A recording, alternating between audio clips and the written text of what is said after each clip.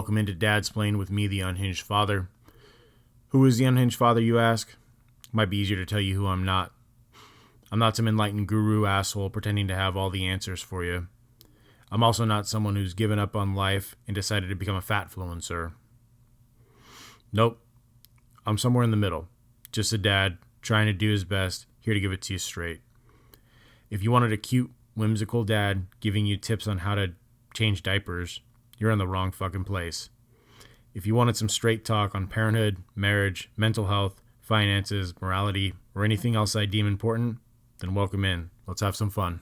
Welcome in, everyone. Apologize for missing last week. I was definitely not feeling good at all. Feeling like shit, lacking a ton of motivation, was still getting over some of that illness that I had. That's kind of what I wanted to jump into with this episode. There's some things that I've been taking, things that I've been dealing with in the past 3 weeks have been extremely difficult for me. And I just kind of wanted to dive into them because I think that they have larger implications in today's society and the way that we treat medication.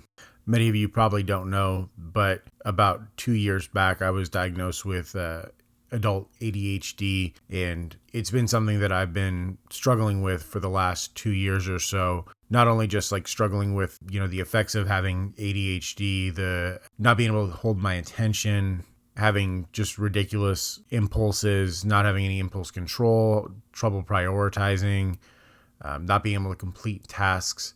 These are all things that I struggled with, and to a certain extent, I think that everyone struggles with. But I was really having some trouble with that, and so I went and saw a psychiatrist, and based on what I wrote down in this survey, he diagnosed me with ADHD and prescribed me Adderall. Now, I took Adderall for almost 2 years, and it did seem to have a benefit. It seemed like it was able to. I kind of described it as not necessarily a miracle drug, but I was doing a lot of work on the side as well in terms of counseling and, reading and trying to do things that I can do to make myself better. The Adderall didn't necessarily put the structures in place, but it did help me essentially. If you could imagine, I had been building all of these railroads, all of these different directions, all of this infrastructure within myself. And the Adderall helped me to actually get the wheels on the rails, so that way I can utilize all that structure that I had built. So it wasn't doing all of the work, but it did help me get to that point where I was able to utilize the work I was putting in. Now, as we all know, Adderall is essentially meth. And I make that joke all the time. I just tell people like, well, I had to get off my meth. And they look at me like I'm fucking nuts, which I probably am. Now, a couple of months back, I had to stop taking the Adderall. I was starting to have some high anxiety, and one day I was taking care of my boys, and I was seeing my pulse in my eyeball as I was watching them, and just felt real off. Went and took my blood pressure, and it was like 170 or 180 over 90 or something like that, just something ridiculous. And I continued to take my blood pressure, and I continued to feel my pulse in my head, and continue to have these headaches. And it really kind of scared me a little bit. Growing up, I always thought that I was invincible. I have this, Superman or Thor mentality of nothing can hurt me. I'm indestructible. But this was really a sign of my mortality, and it was definitely scared the shit out of me. I did not like that as I was watching my kids, thinking about me not being there, me not having control over, over my own health, over my own life. So I talked to my doctor and talked to the psychiatrist and decided to come off of the Adderall. And the withdrawal effects were kind of shitty as well, but did eventually come off of the Adderall and talk to the psychiatrist about different options, just because my wife did say, she mentioned that she saw some of those issues I was having with the ADHD initially come back into our lives. And it was at a time that was really stressful for us in terms of her work and the 2 boys and just the season of life that we were in. So I decided to talk to my psychiatrist, and we decided to try out a non-stimulant medication, which I started about 3 weeks ago. It's an SSRI. I'm not going to go specifically into the brand or anything like that.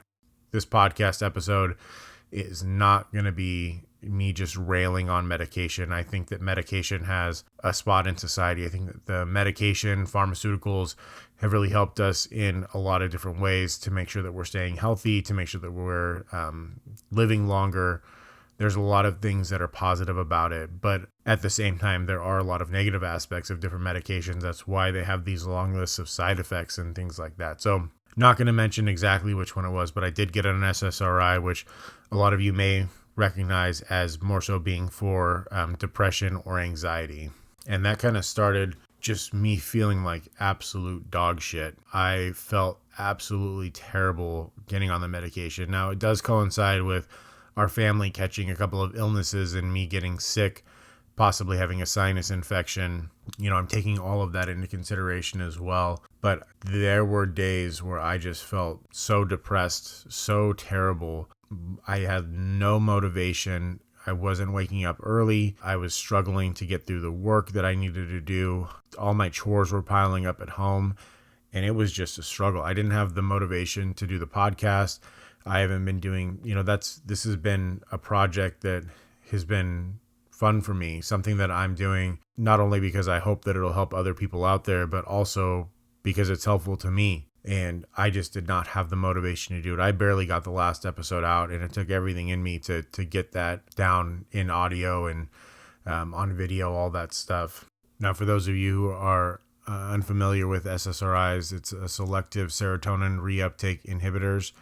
It works by blocking the reabsorption of serotonin into the neurons. So essentially, it's a psychoactive drug, and it changes some of the chemistry and functionality of your brain activity.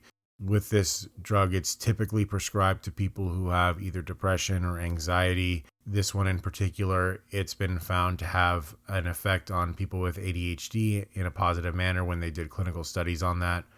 Now, they don't necessarily know what the mechanism is that changes or how this actually benefits people with ADHD. They only know that it does have or has had some positive benefit to people with ADHD and their symptoms. Along with that benefit comes a long list of possible side effects. And I'm sure that some of you may be familiar with the increase in suicidal thoughts. Some people have hallucinations. And from what I've heard, a lot of these mass shootings and things like that, a lot of people have been on SSRIs, have been on antidepressants, have been on these types of medications. And, I'm not here to demonize those and say that, everyone who's on them is going to turn into a mass shooter or gonna go and off themselves or something like that. But I do think that it is prudent to make sure that when we're taking these medications that we're aware of what the side effects are and that we have our own someone watching out for us to make sure that our behavior is not changing. They definitely give them out like they're fucking candy, that's for sure. You can go into the doctor and tell them that you suffer from some anxiety or depression, and they'll prescribe you, Lexapro or something like that. There always seems to be an answer for any issue that we may have, and it tends to be some sort of medication. Like I said before, I'm not against medication, but similar to like antibiotics, you don't want to overdo it. That medication can eventually become either worthless or, in the case of the SSRIs, could become a detriment in terms of how you're feeling. And that's what the case was for me. I was on for 2 weeks, told my psychiatrist what my symptoms were. And after he heard that, he suggested that I stop taking it. And then from there, it almost seemed like everything got worse, and I was like having withdrawal, because with the SSRIs, they need to build up in your system. It's not like you get the effect right away. It's a buildup of the chemical in your system, and then there's also a time for that to come out of your system. So I was on the medication for about 2 weeks, was really feeling shitty, unmotivated, super fatigued, just felt like shit, and then came off of the medication. It was almost worse. It's almost like I had withdrawals from that medication, and there were days where I was just laying on the couch trying to do work, trying to do things around the house, and I just couldn't bring myself to get up. Now, I've been depressed before, actually, like clinically depressed in the past, and it was a really shitty time, a really dark time in my life, a time that I never really ever wanted to go back to, and that's exactly how I felt. It's almost like this medication took me right back to the lowest point of my life, and I really, really did not like the way that felt. And to me, that is not worth trying to, conquer ADHD through medication to feel like that. So I'm going to take a little break. I think I'm going to talk to my psychiatrist and potentially take a little break from utilizing any medication at this point in time and just see how I've been able to survive, 33 years without any medication for this diagnosis of ADHD. And I think that I'll be able to survive the next couple of months, at least during this season of life. I don't want to try anything else and have this happen again, because being out of commission for 3 weeks was really terrible, and I didn't like the person that I was during that time. And I know that a lot of you don't know me personally. Some of you, well, I take that back. Pretty much all of you that are listening at this point in time know me personally. Maybe sometime in the future there will be people that don't know me personally, but I'm a fairly normal person, pretty regulated. I'm not like off the hinges crazy, even though I do have some unhinged rants here and there, and I'm definitely able to speak my mind. But for the most part, I consider myself a pretty strong person, and I did not feel strong during this time, and it scared the shit out of me that a medication can do this. And the only reason that I bring this up is that maybe this is me being cocky, but I think that I'm mentally stronger than a decent amount of people out there. And if they're just giving these out to anyone, I can see how this medication could cause some psychotic snaps in individuals, especially if it was making them feel the way I do, or how it could bring up suicidal thoughts if it was making people feel the way that I did. I never got to that point. I was never feeling like that. I can take myself out of my own mindset and think, if this was someone else, I could understand why they would feel like that, why they would do those things. And it was a scary thought to me. And as I said before, I know that I was sick and that our family's been in a fucking crazy season of life. And I'm taking all of that into consideration. But, this past year has been one of the hardest years that I've ever had in my life. We had our second child. The market has been really shitty. It's been a tough year at work. There's a lot of things that have just been going on this year that make it difficult. But during that adversity, I was able to, really improve upon a lot of things in my life. I created a morning routine, wake up early, like I kind of talked about in one of my previous episodes, trying to take care of my body, vitamins, probiotics, all that stuff. Started a reading habit, journaling. I've really stuck with it for pretty much an entire year, and I haven't had this type of struggle. And, people could say, well, sleep deprivation, you weren't feeling good. When my son first came to this world, the second one, I wasn't getting any fucking sleep whatsoever. I was averaging like 2.5 hours of sleep for a month and a half or 2 months. And then after that, maybe averaging like 4 or 5 hours of sleep pretty consistently after that. So I wouldn't say that it's the lack of sleep. I've had that trouble before. There have been harder things that have come up earlier in the year. I've been sick earlier in the year, and none of that has made me feel like that. So I definitely will put a lot of this feeling on actually taking that medication and the way that it was interacting with my body. And the really difficult part for me to truly digest with all of this, and this is more of just like an observation of medicine and psychiatry in general. ADHD is a neurological disorder, I guess you would say. Something's not working normally within your brain chemistry. And so you're prescribed these different medications that will hopefully correct that abnormality. But for me, there was never any testing done. They don't do testing on your brain. They don't go in there and do a MRI. They don't do any blood work. There's nothing to check the genetics or the actual functionality of your brain on a chemical level. They just do, based on your previous medical history and this form that you fill out, this survey you take out, and then having a conversation with you, they'll diagnose you with ADHD and then prescribe you this medication that's going to change your brain chemistry. It's just a little scary to me to think that they don't necessarily know how the functionality of the SSRI is improving ADHD. They just know that it has had positive benefits within clinical trials. They don't necessarily know how your brain is functioning or what your chemical processes are in your brain.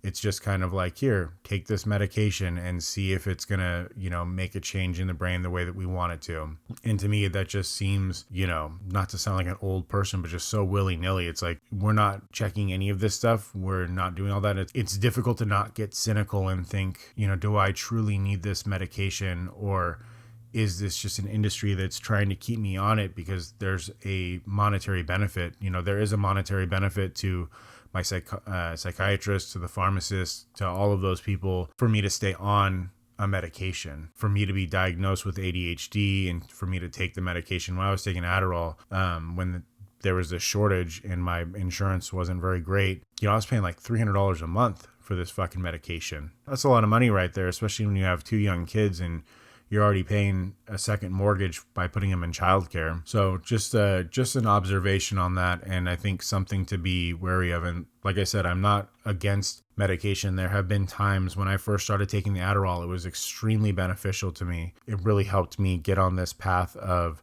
trying to be a better person, trying to be a better dad. I just think that it's good to come into every situation as a person, coming in and not just thinking my doctor's going to do exactly what's right for me or society's going to do exactly what's right for me. Like, you should be questioning, you should be checking on your own. Don't just trust the experts, because in all honesty, like I just said, they don't know how this medication truly affects your ADHD.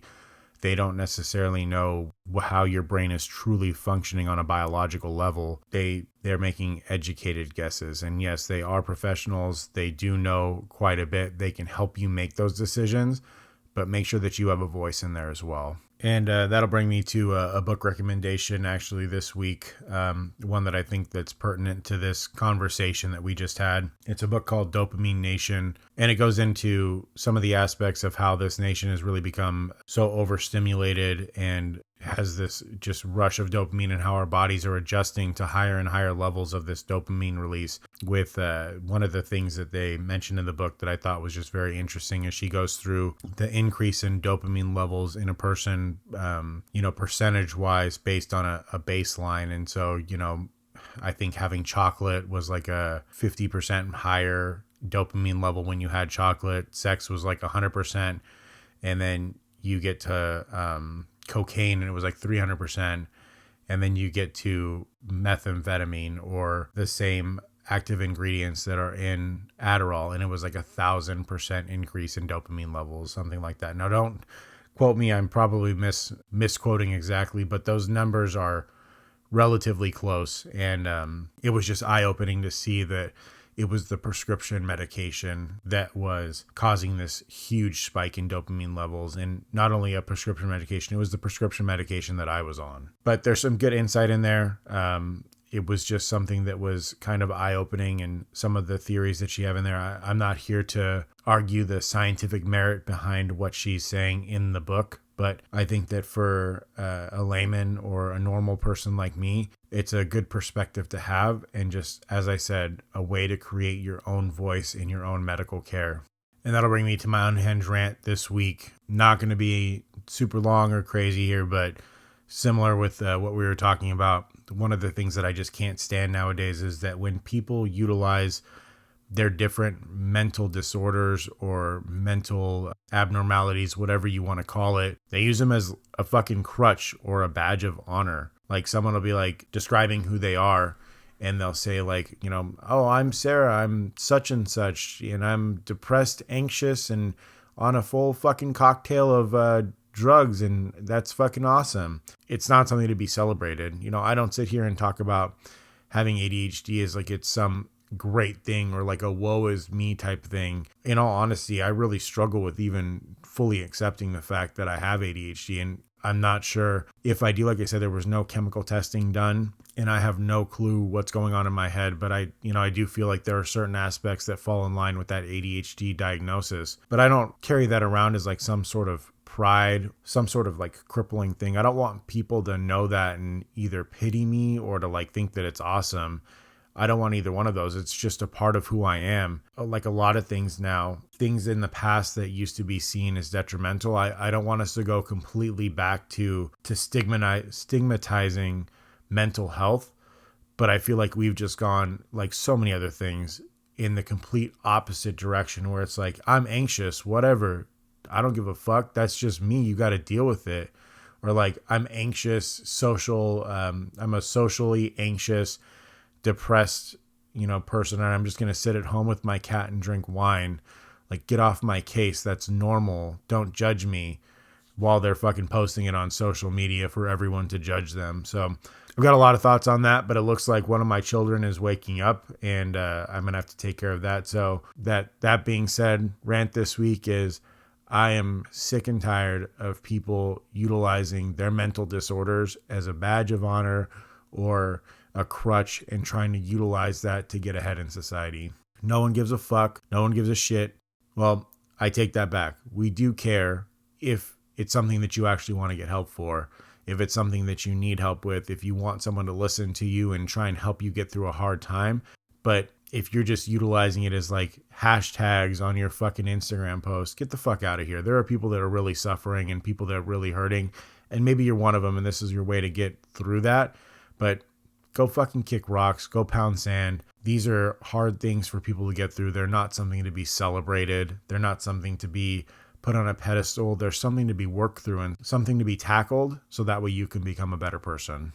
That'll do it for this week's episode. I appreciate you guys coming by and listening. If you enjoy it, give me a follow on Spotify or Apple Podcasts, wherever you listen to podcasts. If you enjoyed it and you feel like it's deserving, feel free and give it a 5-star review. That will help out.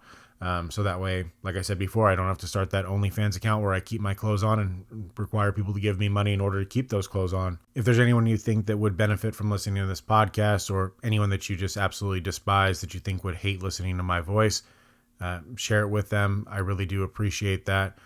This is a decent amount of work for me to do in the morning, and I do it a lot for myself, but ultimately I'm hopeful that it'll impact other people as well and hopefully help them. And I had some weird ideas last week about just creating that. We talk about the village that we lost and how community is going by the wayside. And with the advent of internet, social media, all of those things, how do you gain that back? And I'm hoping that this podcast, this thing that I'm trying to do, can become like that type of community again, where people feel like they can have a voice, where they can speak their mind, and where they're not going to necessarily be judged. They're going to be judged to a certain extent, just like your older brother ribbing you for something that you said. But ultimately, I would love to have a community where we can all come together, have conversation, and get some of that feeling back in this digital age of authenticity, as opposed to just the horse shit that we see on Instagram and